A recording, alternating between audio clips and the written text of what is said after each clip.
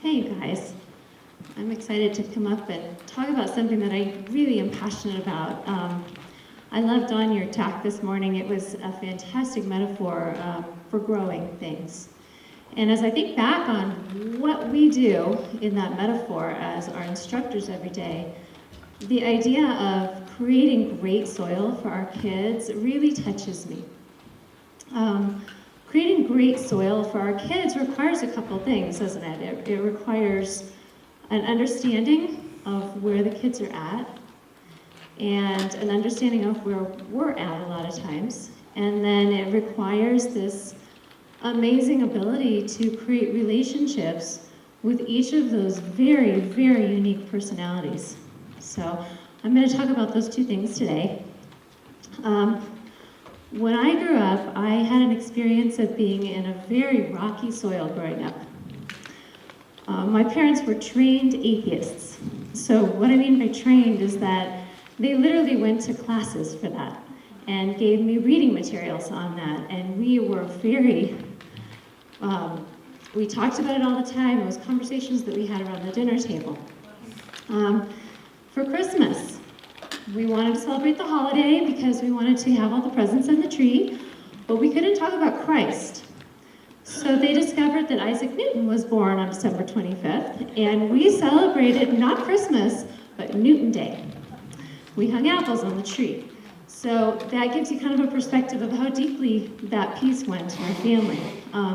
The emotional environment, also very interesting. A lot of yelling, a lot of fighting. I had some really great relationships with my parents individually, but our family overall did not. And so I watched that growing up thinking, this can't be right. And when I was an adult and had met Chris, one of the things he said to me as we started to get serious, he said, well, I can't marry someone who's not a Christian. And I went, okay, so let's find a church. And when I started studying, we walked into church for the first time, and I saw couples talking about things. We were invited over to people's houses for dinners. I saw them disagreeing in a great way, to the point where they disagreed and they came up with a solution that worked for everybody. They grew closer through disagreeing. That never happened in my household. I was never allowed to say, gosh, I don't think I agree with that. Plates would fly. It was crazy. So I associate coming to church and seeing those healthy relationships for the first time with such a huge blessing. And from that moment on, and I'm pretty sure before that, God had put it on my heart to look at relationships and to look at our emotional environment. We talk so much about the physical environment with kids. We talk about setting it up. We talk about natural light. We talk about good materials. We talk about having our supplies ready, all of which are extremely important in a physical environment. What we forget to talk about sometimes is our emotional environment. And so that's what we're going to work on a little bit today. So how do we do this thing called teaching? Well, I'm just taking our motto for our church, love God, love others, because it comes down to that every time. Love God. In order to create good soil for the kids, we have to have good soil, right? We have to make sure that our soil is ready for those seeds, and it's ready to take light, and it's ready to reflect that light to the kids. So one of the things I recommend doing is just taking time each day of the week before you come in on the weekend and spend time praying about the kids. Spend time praying about the lesson. God, what would you really like me to present to these kids today? What's going to impact them? What's going to make a difference in their lives? And then I always ask the question, and I've learned to do this over the years, God, what would you like to tell me about this lesson? What's in this lesson for me so that I have something to share with the kids when I get there? Because we want to connect them to that lesson, right? And the best way to do that is for ourselves to get connected. So I've done it both ways. I've come in to teach without having prepared that way. And I've come in to teach having prepared that way, and it makes a difference. As probably many of you are aware, it makes a difference between a crazy day and a day that felt really productive and that we were ready for. So prepare our soil first. Now, how do we build the soil for the kids? So the first thing we want to do is understand their soil, because we need to know what's there already. And we're going to look at two pieces. One is, what's the meaning of building their soil? And two, what is already in the soil that's really helpful to see? And these are the two things that I just take with me every time I work with a child, challenging or otherwise. It really helps my heart when I'm looking at stuff going on because they're so unique. I want to talk about the brain. When the brain is being formed in a child, it has an innate ability through our genetic code to know certain things about life and to expect certain things when it's born. However, God created our brains with both a genetic code and also a huge ability to adapt to the environment around us. So when we're born, whatever culture we're born into, we learn that language. Now, we kind of think of it as just, well, we can adapt to the language, we can adapt to brothers and sisters, we can adapt to our time and our culture and learn the things, the music and how things are done in our culture. But what we are learning now is that not only can we create that adaptation, we can actually, through the environment, create changes in the child's brain. And this is pretty new, okay? This is one of the courses I teach is health, safety, and nutrition, and so I try to research for that class quite a bit because there's a lot of new stuff coming out. We know the genetic code gets passed down from our parents, and up until this point, we've really felt like, this genetic code pretty much sets our genes, and we have a little bit of leeway, but pretty much our genes are set, and this is how we are, and this is how we're set up for illnesses, and this is how we're set up for personalities, this is how we're set up for different things. Well, they've just recently discovered that on each of those genes, there's a small tag, actually a set of many small tags. And those tags have the ability to turn that gene on and turn it off. So for example, if you have a genetic predisposition to diabetes, we now know that it is possible to turn that disposition or predisposition off. They've found that food can make a difference, the environment can make a difference, and relationships can make a difference. We have the power through our relationships to turn those tags on and off. So to build that healthy soil, we need to have an incredible, we have an incredible opportunity to build the soil in a healthy way.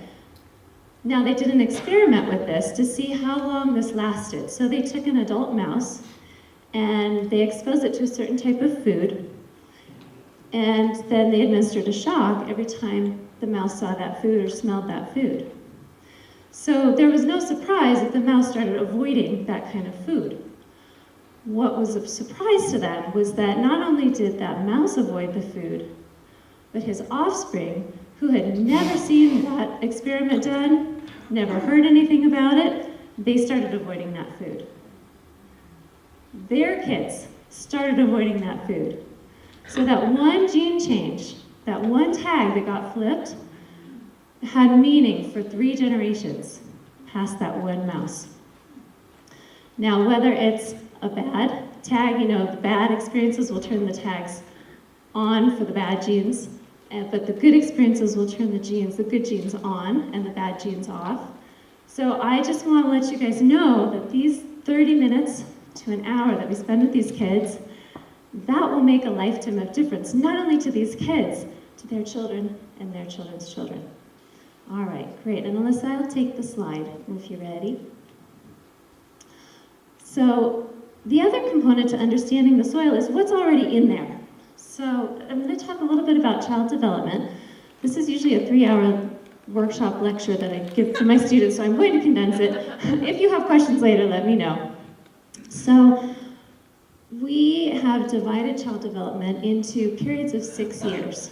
So 0 to 6, 6 to 12, 12 to 24, split in 2, 18, and then 21 to 24.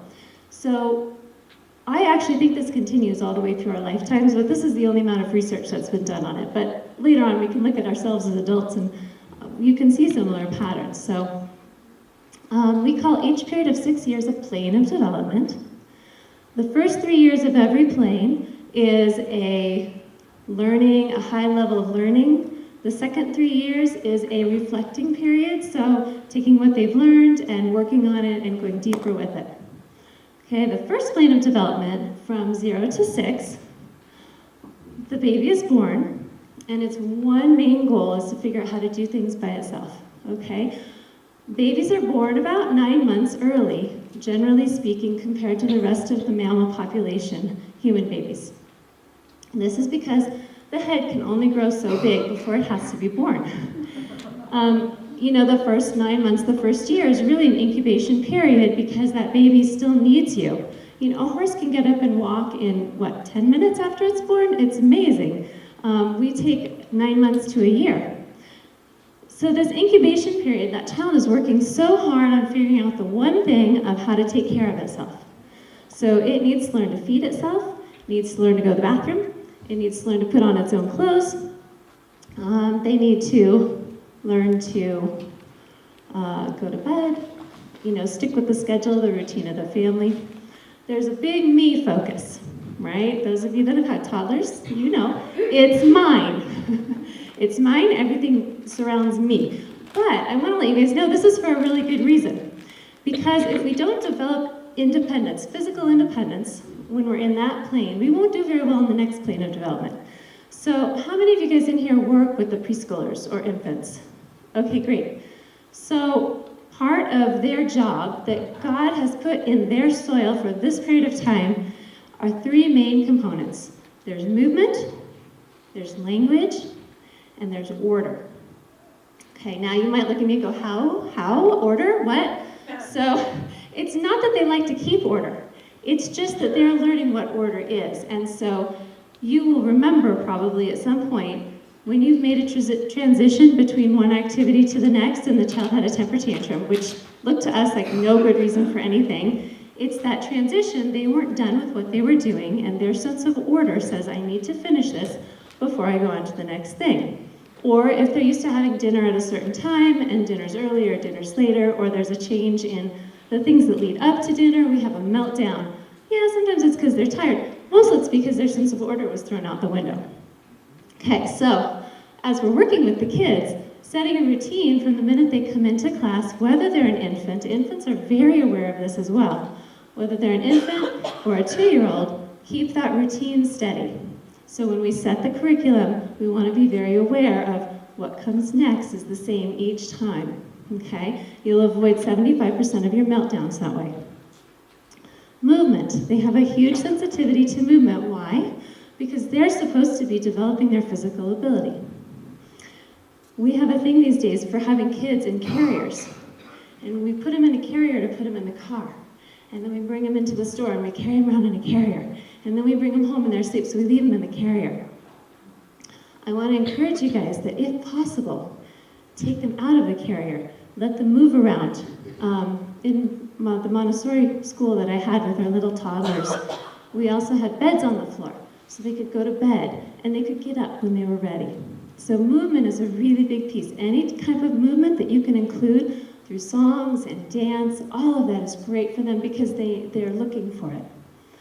Language, they have to learn how to talk. That's one of their main goals. So we need to talk to them a lot. We need to sing with them a lot. We need to let them talk to us. There's all kinds of kids. Some don't talk to you at all. Some talk all day long and say all kinds of things that we can't understand because they haven't learned the words yet, but it's great because they're really expressive about it. So lesson planning that includes talking to them, that includes getting them to talk back if they're ready. Those are great pieces. Once they have all these things, you'll notice a 5-year-old who's ready to go to kindergarten, they can get dressed, they go to the bathroom, they can eat on their own, they can do all those things, and you'll notice a sense of confidence about that. That confidence means they're ready for the next level, okay? Now, God, in His wisdom, designed something very amazing in their brain at this point. From 0 to 6, all these pieces were getting laid down in their brain. Every time they had an experience of how to dress themselves, that got laid down. We have a use it or lose it piece in our brains. We're born with way more neurons than we need, and any that don't get used, they're just dropped because it messes up the connections. Anything that they've done, they've retained, and now they're an incredibly capable person. They're able to sustain their own lives, basically. And now, what happens in their brain, they've got a foundation of basic stuff laid down. They've formed enough connections that they can start to use their imagination. So this means that they can imagine things that they've never seen before, which is a pretty cool superpower if you think about it. Kids up to that age really can't do that. Unless it's in front of them, they go, doesn't exist. Now, from the second plane of development, we've got 6 to 12. So this is a period of huge intellectual growth. The goal of the child at this time is to learn how to become a part of their culture. And so what do? They're looking outward. The first 6 years was inward. This is outward. Hey, look at all these people out here. I want to talk to them. So how many kids in this age, like think of your elementary classes, are talking to each other, right? And we're like, why can't they sit still and listen to the lesson? Well, they're programmed to talk to each other. And our goal when we see kids at this age is to go, okay, how can I create a lesson so that they have time to talk to each other? Hey, you guys, compare such and such, and then get back to me on that. Work together, and then get back to me on that. This is a great time for group activities because this is what they're programmed to do. While they're doing those group activities, this is intellectual development. They want to know about right and wrong. For the first time, they can understand a right and a wrong. They can understand morality. Okay? A 2-year-old, no. They might know that you don't want them to do that, but they don't get that it's wrong. These guys, they're starting to get that. And so it's really important to give them information and facts, things that we might not think are necessarily going to be understood by the elementary years. I want to encourage you guys to talk slightly above their heads some points so that they're challenged in that area and they will get that. They will really be excited about that intellectual piece. Let's see. Great. So again, and that comes from that tendency to want to belong to their community. Elizabeth and I were just talking about how we could get the kids to become more of a community, how to help the older ones be with the younger ones, be with adults more, be with different adults, learn all those social skills, and how as a culture we tend to separate kids by age group, and how it really is against what they're trying to do, which is trying to belong to their whole community. Okay, so we've got a lot of stuff in the soil before the kids even walk in the room, right? We've got all this stuff going on with them, their developmental needs. We've got whatever they came in with that day from what happened that morning. You know, this space for us is possibly, for some kids, the only space in which they'll see healthy relationships their whole day. So we're a pretty key piece here. All right.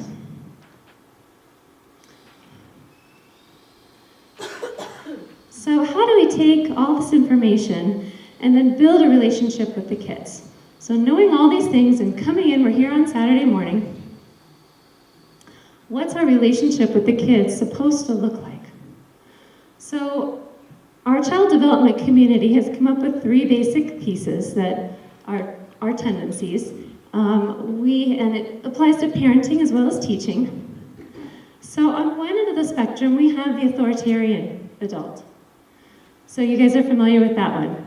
Just do it because I said it. Get it done. Discipline is clear. Consequences happen.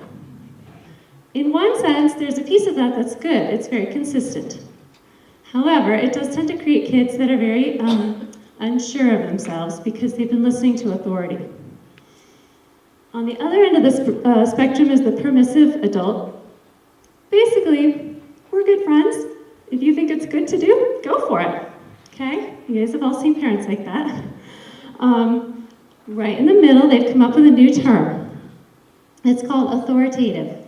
So this type of adult spends time with children, creates a safe emotional environment for them by limiting the behavior, or the weeds, I love that comes up in the class. So pull out the weeds, a clear set of consistent responses to the children. When kids come in here, they need to know that it's safe emotionally. I've seen so many kids come in, they stand at the back of the room, they're so hesitant. Even though they're not new visitors, and they're just not sure what to do, it's because they don't have a good soil at home. This is their only good soil. And so we need to help them come in. This is safe, this is secure, and I'm a safe person to be with. I am not going to berate you, I am not going to make you feel embarrassed. If you're a new visitor, I'm not going to go on and on about hell. We're going to make this okay for you to be here, right? So now we have all these really unique kids coming in. We're trying to remember where they came from. We're trying to form a relationship with them. We're trying to have an impact on them, and we're going to get through the curriculum. Okay, hopefully we've redone the curriculum so that it's more relationship-based, which I think is really going to help. God put a pretty interesting scripture on my heart last year. He said, though it costs all you have, get understanding. It's in Proverbs. Though it costs all you have, get understanding. And for a long time I was focused on the get understanding part. I'm like, yeah, get understanding. That's how we do relationships. We want to understand where the other person is coming from. I can listen to them and understand, and then we can resolve it. Good. And then this year, he really brought the, though it costs all you have. And I'm like, what? Wait, all you have? And I'm thinking, well, we're not really talking about money here, so what are we talking about? And I had to sit and think. So if I'm in the middle of a class, teaching class, and I have a child who starts to tear up, and I gotta get through the curriculum, what am I gonna choose? Different points, you may choose different things depending upon what's happening in the classroom. But very often I choose to stop and find out what's going on. And it means half the curriculum goes out the window for that day. But you know what? Our curriculum, it's only a tool. Our curriculum is a tool so we have something to do to build relationships with the kids. That's all it is. And we have great scriptures and we have great pieces of God's word to share with the kids, but that's not all that we want to share with the kids. The more important thing is the relationship. It's like the Martha and Mary story, right? We all know that one, we get reminded of that one. Mary's sitting at Jesus' feet. We want to be like that, and we want to be with these kids, really with them. So I made a short list. I asked myself, well, what does it really cost? Well, it costs the ability to finish my lesson plan. I'm also kind of a type A, so I'm very orderly. I have my lists, and I have things that I'm not really going to feel great about unless get accomplished that day. So the feeling of being orderly is really a tough one to give up. I'm giving up being the one who decides what we are doing today. Because if that child is crying or somebody's messing around and needs some attention, I allow that need to be greater than my need to finish the lesson and be in control of what's going on. It's a hard thing as a teacher to let go of the control of the class, because what could happen if we let go of controlling the class? What? All kinds of things, right? We can go home and dream about these. As a matter of fact, every teacher has these nightmares about a week before school starts in September. We have these horrible nightmares about what could happen in our classrooms if we didn't have control.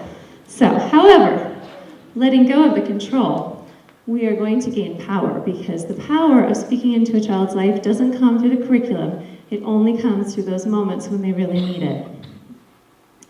I'm going to give up feeling like I know the answer. Do I know how to help somebody who's crying or having a temper tantrum? Hardly ever, because each child is so different that even after 25 years of teaching, everybody's still different. When my husband and I decided to have kids, we were like, yeah, you're a teacher, I'm a teacher, we've seen so many kids, we got this covered. Yeah. And then I proceeded to have 2 children, neither of whom fit any of those textbooks. I was like, what? But of course, working with children is not meant to be, oh, we got this handled. You know, working with anybody, and I think particularly children, is meant to be a process by which both of us grow. So, you know, when you chose to work in the kids program, I don't know if anybody filled you in on this or gave you this warning, we grow. That's what we're doing with the kids. They're growing, we grow too, extensively. And I thought I'd grown a lot until I had my girls. And I was like, woohoo, okay, this is starting from the beginning again. But we did it. Some days it costs me the idea that I know what I'm doing. Yeah, that's a hard one. I don't like to not know what I'm doing. It cost me the feeling of being in charge and the teacher. So I want to encourage you guys, if any of those come up for you, it's okay to let them go. It's okay to not feel like you know what's coming next. You know, we have that curriculum in the back of our head. We've read it. I encourage you guys to have it down before you come in, so we're not teaching like this from the paper, because the kids lose interest really quick when they think you're reading something. So I encourage you guys to have that prepared, to come in, be ready to connect with those kids and find out what's really going on and what we can really help with them. And remember that we may not see the results of that today, next week, next month. It may not be years until we come up with, this is going to make a difference, but know it will make a difference. It will make a difference to them and for generations. Thank you, guys.